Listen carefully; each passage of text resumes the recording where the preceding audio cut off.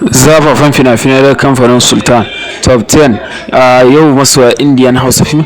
Muna ranar Laraba, muna da fitattun fina-finai kamar da kuke gani a wannan bidiyo.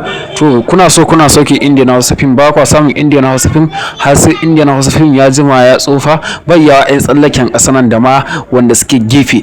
Duk mai so yana saukiya to da zarar an saki Indian Hausa film to ga nan baran na aje ma akan wannan bidiyo ka ɗauka kan magana a wasu zan ma bayani da zaka ringa sauki Indian Hausa film da zarar an saki, musamman ma ranar Laraba da ranar Ladi. A ɗau wannan number waya amin magana a wasu za ma bayani yadda zaka ringa samun Indian Hausa film da zarar an saki film, kowane fassara ne kowace fassara da zarar an saki zaka ringa samu. To ka biyo mu da kan wannan number waya kai magana a wasu Telegram. Akwai ina kake a duk inda kake, yan Niger, yan Chadi, yan Kamaru, yan Ghana, akwai ina kake to duka a ɗauka a yi magana a wasu Telegram domin a ringa samun Indian Hausa film kai tsaye ba tare da kun sha wahala ba.